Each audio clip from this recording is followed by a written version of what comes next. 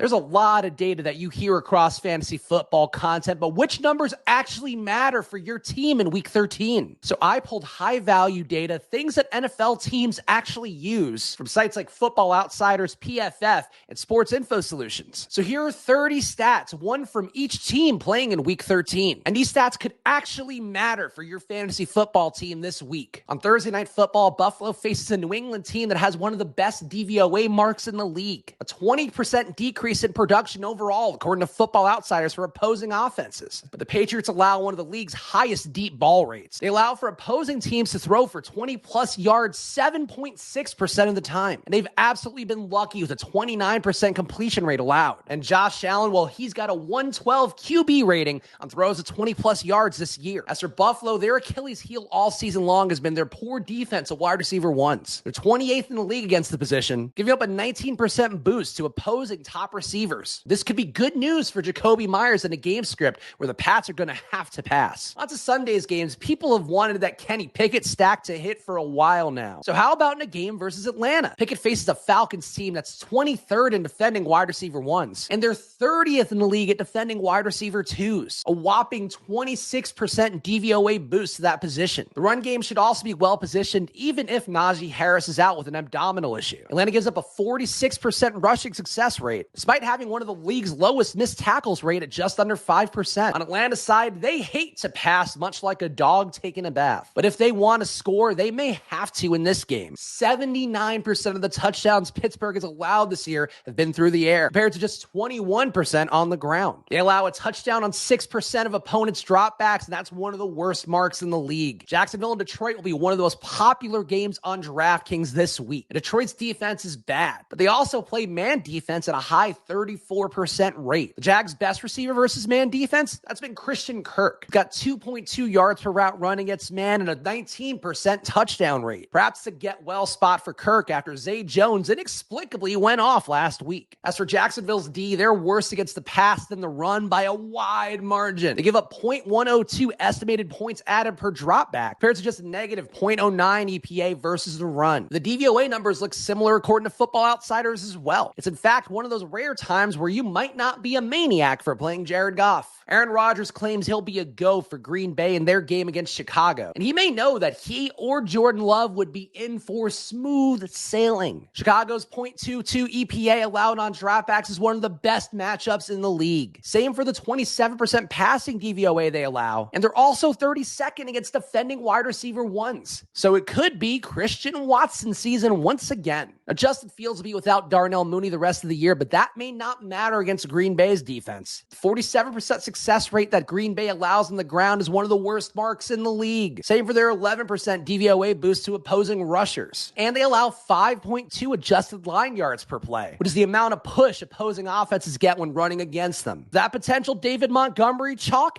it may hit again. Denver has their lowest implied total of the season with just 15 points from Vegas. And one of their flaws on the year has been their ineffectiveness with the deep ball, where Russell Wilson has completed just 36% of passes over 20 yards. Baltimore allows a league-high 60% completion rate on those throws and a 1.1 EPA on those plays. Now, Russ will probably fail again when you look at that Vegas total, but he shouldn't. Meanwhile, Denver's D has been good all year. Baltimore's offense has stalled out quite a lot lately, and I say that as someone who's played a lot of Mark Andrews. So maybe Justin Tucker is the player to trust most from Baltimore this week. Denver allows a field goal on 23% of opponent drives and a low 4 points per red zone visit, while Baltimore's 22% offensive field goal rate, that's the highest in the league. The Jets fans are stoked for Mike White, and they should be because he's a huge improvement on the MILF hunter Zach Wilson. But Mike White will not have as good of a game as he had against Chicago. He had a 96.4% adjusted completion rate, a 10% touchdown rate on dropbacks, and a perfect QB rating on throws of 20-plus yards. Minnesota's 29th in the league against defending wide receiver ones, so Garrett Wilson can get there again. And even Mike White can, but he won't be perfect like he was last week against Chicago. Minnesota puts up points against everyone besides Dallas, but the Jets seem likely to ugly this one up. Their minus 0.61 EPA against passes of 20-plus yards is tops in the league, and they deflect 25% of those passes. Passes deflected are also often a sign of interceptions that are yet to come. Now, it's hard to ever fade Justin Jefferson. The Jets' D could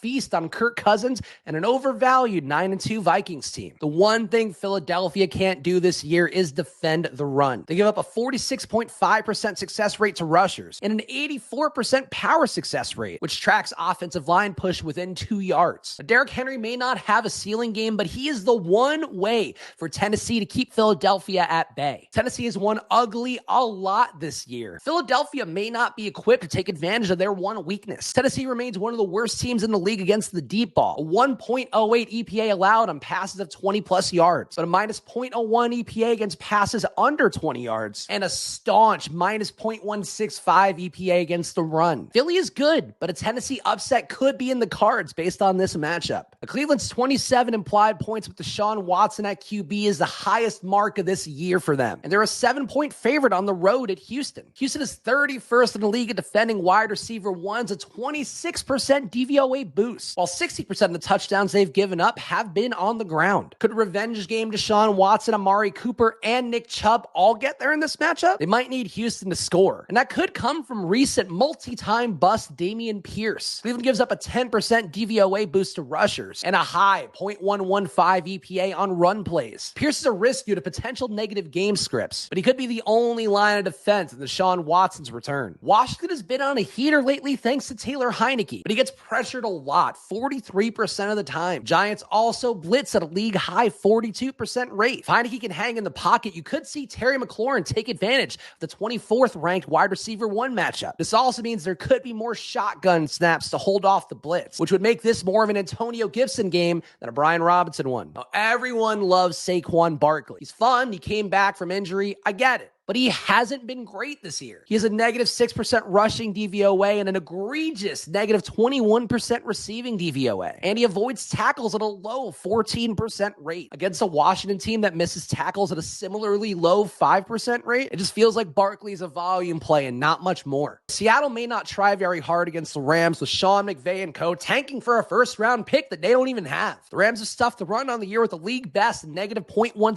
EPA on rushing plays. They are sneakily bad against the pass game. 30th and 27th against wide receiver ones and wide receiver twos, respectively. And that's with a 0.9 EPA on passes of 20 plus yards. Tyler Lockett and DK Metcalf won't have to do much, but they should do something here. As for the Rams, they're bad seemingly on purpose now. They play a Seattle defense who can't get opponents off the field with a low 31% punt rate allowed and a 17% 3-and-out rate. Maybe that Bryce Perkins-led skeleton crew can get something going. I wouldn't put my money on it, though. We're on to our last 5 games, so if you found this information useful or interesting, please hit that like button and please subscribe to Splash Play. We've got new videos daily, and don't forget to leave a comment too. I always reply. Miami at San Francisco is an interesting game with 2 teams in the top 5 passing offenses according to DVOA. San Francisco's D is good everywhere, with a league-low 40% success rate allowed and just 3.5 adjusted line yards per rush. We know their one embarrassment on the year was Patrick Mahomes throwing all over them. I love Miami, and I want them to be good. And Tyreek Hill and the gang, well, they're interesting if they're low owned on DraftKings. But if they're not, this is a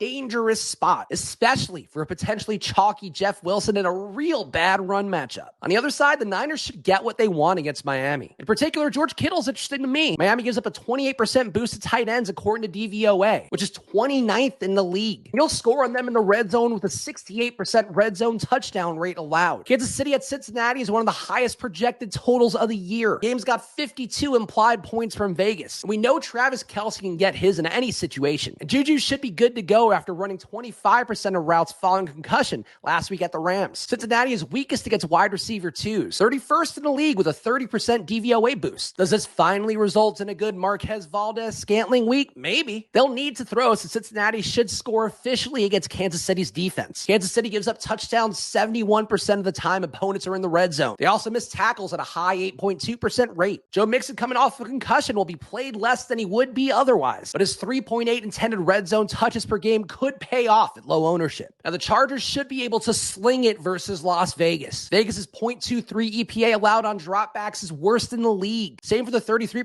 DVOA boost they allow to opposing passing offenses. And they give up touchdowns in the red zone at an even higher rate than Kansas City at 71.4%. The Chargers are getting healthier. This could be a statement game from Justin Herbert, Austin Eckler, Keenan Allen, Allen and whatever Chargers are active. Josh Jacobs is banged up with a calf issue, but projects for high ownership if he can go. And he's a good play against the Chargers' 45% rushing success rate allowed. And if the Chargers put up points, you could see Devontae Adams be the one who explodes this week. Chargers play man D at a high 37% rate. And Devontae Adams has a 27% target share and a 17% touchdown rate against man defense. The negative game script could be crucial for him to excel. Indianapolis heads to Dallas on Sunday night. It seems like it should be a destruction for the Cowboys. You can run on Dallas, but they still have a negative .05 EPA against the run, and they get pressure 30% of the time. Most probable play for the Colts is Matt Ryan looking sad and befuddled on the sidelines all game. Dallas won't have it easy offensively, but they should pull this one out. Indianapolis is 27th at defending wide receiver ones and 28th at defending tight ends. A Dak stack with CeeDee Lamb and Dalton Schultz seems very appealing for that Sunday night showdown slate. Even if Zeke vultures TDs like always. On Monday Night Football, there doesn't look like a lot to love for New Orleans. A low total game with 18.3 implied points, and Tampa Bay forces punts a league best 50% of the time. If you get against the red zone against them, you can score though. With a 63% red zone touchdown rate, Alvin Kamara looks good,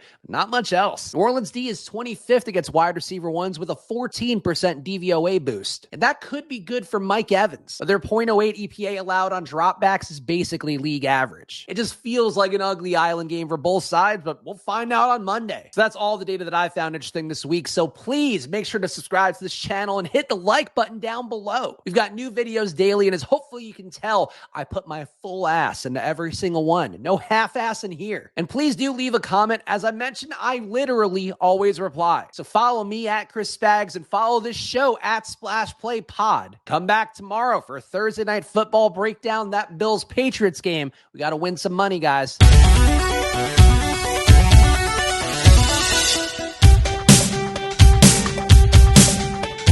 And make sure to go check out yesterday's video I did doing some early Week 13 builds. It was live, and everybody wants more live content. Everybody wants pre-recorded content. I don't know what to do, guys. Just watch something from me, please. Please watch the video.